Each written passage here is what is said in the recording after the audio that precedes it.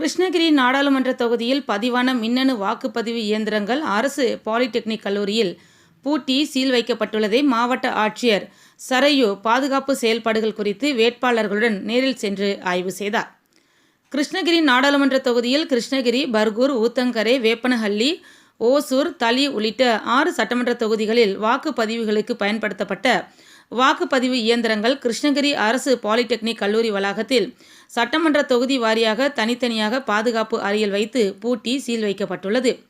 வாக்கு எண்ணும் நாள் வரை இந்த வாக்குப்பதிவு இயந்திரங்களுக்கு 24 மணி நேரமும் பாதுகாப்பு பணியில் காவல்துறையினர் ஈடுபட்டுள்ளனர். அது மட்டுமல்லாமல் கண்காணிப்பு கேமரா வாக்கு எண்ணும் மையம் வளாகம் முழுவதும் பொருத்தப்பட்டு கண்காணிக்கப்பட்டு வருகின்றது. இந்நிலையில் தொகுதி வாரியாக தனித்தனி அறைகளில் பூட்டி சீல் வைக்கப்பட்டுள்ள மின்னணு வாக்குப்பதிவு இயந்திரங்களுக்கு அளிக்கப்பட்டு வரும் பாதுகாப்பு செயல்பாடுகள் குறித்து மாவட்ட ஆட்சியர் சரையு வேட்பாளர்களுடன் நேரில் சென்று பாதுகாப்பு குறித்து ஆய்வு செய்து கல்லூரி வளாகத்தின் அருகில் சந்தேகம் படும்படியாக யாரும் தென்படுகிறார்களா என கண்காணிக்கப்பட வேண்டும் என கேட்டுக்கொண்டார்.